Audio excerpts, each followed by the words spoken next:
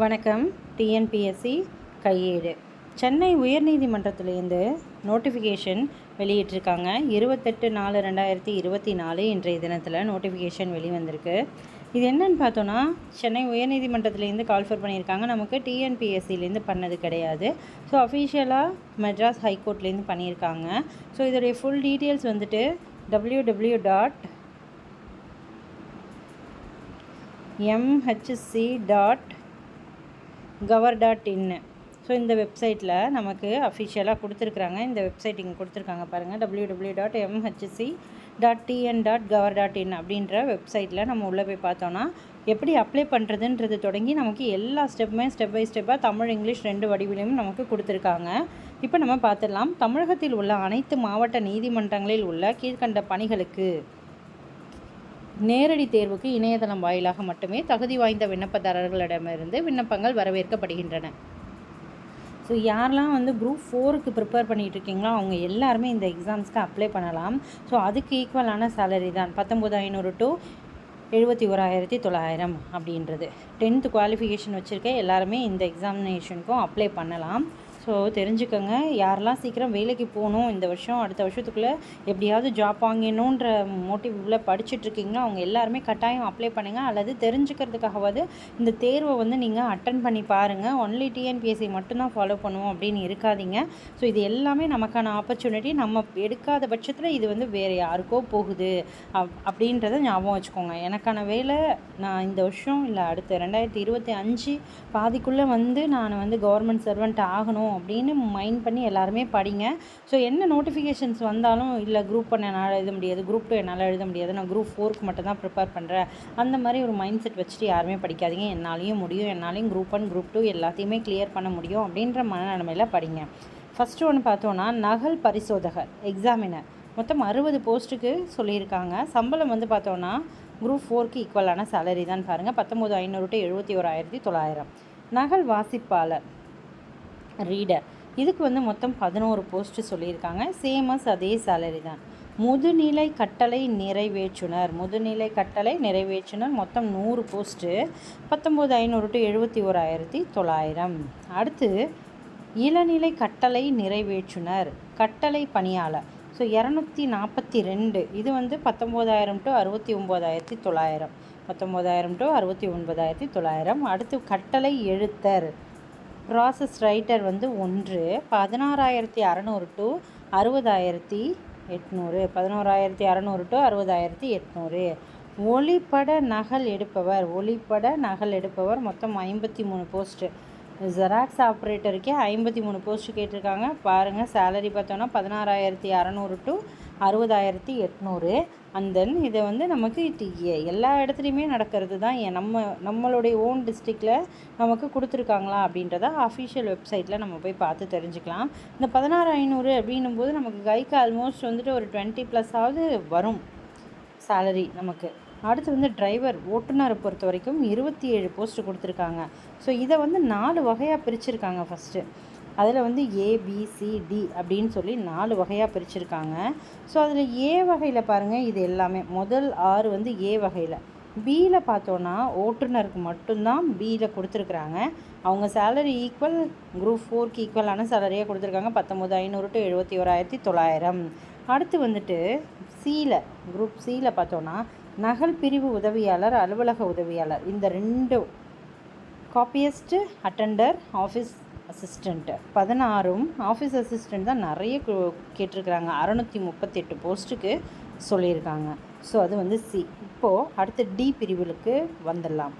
தூய்மை பணியாளர், தோட்ட பணியாளர், காவலர், இரவு காவலர் மற்றும் மசால்ஜி,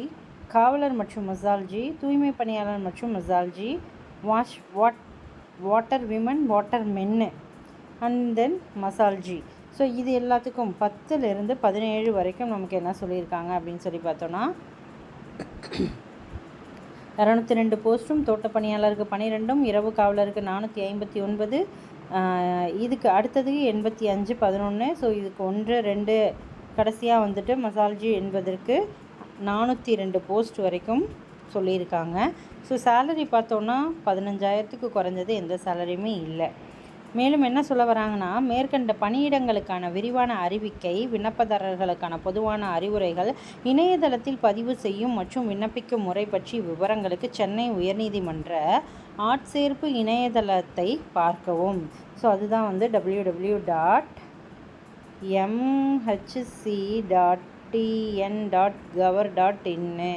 ஸோ அதுதான் அதோடைய அஃபிஷியல் வெப்சைட்டு. இணையதளம் வாயிலாக பதிவு செய்ய மற்றும் விண்ணப்பங்களை சமர்ப்பிப்பதற்கான கடைசி நாள், இதுவும் இம்பார்ட்டன்ட், 27/5/2024. அடுத்தபடியாக இதோடைய வெப்சைட்லேருந்து நம்ம அந்த அஃபிஷியல் நோட்டிஃபிகேஷன் எடுத்து பார்க்கலாம். ஸோ வெப்சைட்டில் போயிட்டு நீங்கள் first notification 97 English notification and 97 Tamil notification கொடுத்துருக்காங்க. டிஸ்ட்ரிக் வைஸ் தான் கொடுத்துருக்குறாங்க. ஸோ ஃபஸ்ட்டு இதை போய் கிளிக் பண்ணிக்கோங்க. கிளிக் பண்ணதும் நமக்கு டிஸ்ட்ரிக் கேட்குது. ஸோ டிஸ்ட்ரிக்கை இந்த இடத்துல நம்ம கிளிக் பண்ணிக்கோங்க. ஸோ ஃபார் எக்ஸாம்பிள் இப்போ திருச்சிராப்பள்ளியை கிளிக் பண்ணிக்கிட்டிங்கன்னா, ஸோ இதில் நமக்கு தமிழ் இங்கிலீஷ் 2 வடிவிலும் நமக்கு கொடுத்துருக்காங்க. ஸோ அதில் என்னென்ன போஸ்ட் வேக்கன்ட் இருக்குது அப்படின்றத சொல்லியிருக்காங்க.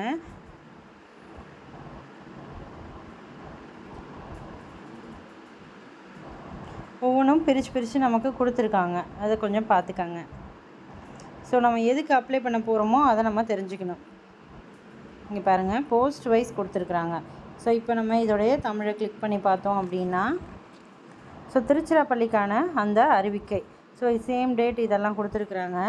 இதில் வந்து தூய்மை பணியாளர், தோட்ட பணியாளர், காவலர், இரவு காவலர் மற்றும் மசால்ஜி, ஸோ இதெல்லாம் இந்த தேர்வுக்கு மட்டும்தான் திருச்சியில் இடம் இருக்குது அப்படின்றத சொல்லியிருக்காங்க. திருச்சி கோர்ட்டில் நமக்கு வேணும் அப்படின்னு நினச்சோன்னா சேமஸ் இது.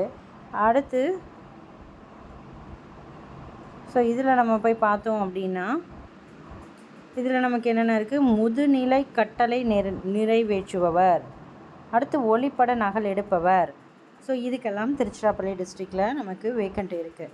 ஸோ இது 3 தான் நமக்கு இங்கே கொடுத்துருக்குறாங்க. இதில் ஏதாவது ஒன்று தான் டிரைவர் போஸ்ட்டுக்கு, அண்ட் தென் 2வது 3வது இதில் மட்டும்தான் நமக்கு வேக்கண்ட் இருக்குது. இதுவே நீங்கள் எந்த டிஸ்ட்ரிக்கோ அந்த டிஸ்ட்ரிக்கை கிளிக் பண்ணி அப்போ நீங்கள் ஒவ்வொன்றையும் தெரிஞ்சிக்க வேண்டியது தான். இப்போ அரியலூர் டிஸ்ட்ரிக்கு என்னென்ன கொடுத்துருக்குறாங்க, எக்ஸாமினர் எல்லாமே அரியலூர் டிஸ்ட்ரிக்டில் தான் இருக்குது. ஸோ யாராவது அரியலூர் டிஸ்ட்ரிக் இருந்தீங்கன்னா அதுக்குரிய எக்ஸாமினேஷனுக்கு நீங்கள் அப்ளை பண்ணலாம். இதெல்லாம் தெரிஞ்சுக்கங்க. அண்ட் தென் வேறு இங்கே காமன் இன்ஸ்ட்ரக்ஷன் டு த கேண்டிடேட்ஸ்ன்னு கொடுத்துருக்குறாங்க பாருங்கள். இதையும் நீங்கள் போய் பார்த்தீங்கன்னா உங்களுக்கு எப்படி அப்ளை பண்ணணும் அப்படின்றது தொடங்கி எல்லாமே கொடுத்துருக்குறாங்க. ஸோ இதில் பாருங்கள், நீதித்துறை ஆட்சேர்ப்பு பிரிவு சென்னை உயர்நீதிமன்றம் தமிழ்நாடு சார்நிலை நீதித்துறை பணியில் உள்ள பல்வேறு பணியிடங்களுக்கு விண்ணப்பிக்கும் விண்ணப்பதாரர்களுக்கான பொதுவான அறிவுரை கொடுத்துருக்காங்க பாருங்கள். ஸோ இதுக்கான தகுதி என்னென்ன அப்படின்றத விளக்கியிருக்காங்க. கிட்டத்தட்ட 57 பக்கங்கள் கொண்டதாக இருக்குது. இதில் எல்லா அனெக்ஷஸும் பின்னாடியே இணைச்சிருக்காங்க. நமக்கு எல்லாமே இதுக்கு தேவையான எல்லாத்தையுமே நமக்கு பின்னாடி இணைச்சிருக்காங்க. லாஸ்ட் வரைக்கும் பார்த்திங்கன்னா உங்களுக்கு ஸோ அனெக்ஷர் டியில் தமிழ் இங்கிலீஷ் 2 வடிவிலையுமே நமக்கு கொடுத்துருக்குறாங்க. அனெக்ஷர் டி தமிழ்லையும் கொடுத்துருக்காங்க, அனெக்ஷர் டி இங்கிலீஷ்லேயும் கொடுத்துருக்காங்க. ஸோ இந்த காமன் இன்ஸ்ட்ரக்ஷனையும் ஒரு முறை படிச்சுக்கோங்க. அவ்வளோதான். எக்ஸாமுக்கு யாரெல்லாம் எலிஜிபிளாக இருக்கீங்களோ அவங்களாம் கட்டாயமாக இந்த எக்ஸாமுக்கு அப்ளை பண்ணிவிடுங்க. ஸோ நம்ம ஃபஸ்ட்டு பார்த்தது தான் விசிபிளாக இல்லைன்னு நினைக்கிறேன். ஃபஸ்ட்டு பார்த்தது இது notification numbers, name of the post, so இதோடைய நம்பர் ஆஃப் வேக்கன்சிஸ் கொடுத்துருக்குறாங்க. ஸோ தமிழில் வேணுன்னா தமிழில் பார்த்துக்கோங்க, இங்கிலீஷில் வேணுன்னா இங்கிலீஷில் பார்த்துக்கோங்க. டிஸ்ட்ரிக் வைஸ் தான் நம்ம டவுன்லோட் பண்ணி பார்க்க முடியும். அதனால தான் நோட்டிஃபிகேஷனை காமனாக நம்ம போடாமல் ஸோ ஓவராலாக கொடுத்துருந்ததை வச்சு மட்டும் பார்த்தோம். ஓகே, யாரெல்லாம் இதுக்கு எலிஜிபிளோ அவங்களாம் கட்டாயம் அப்ளை பண்ணிவிடுங்க. தேங்க்யூ.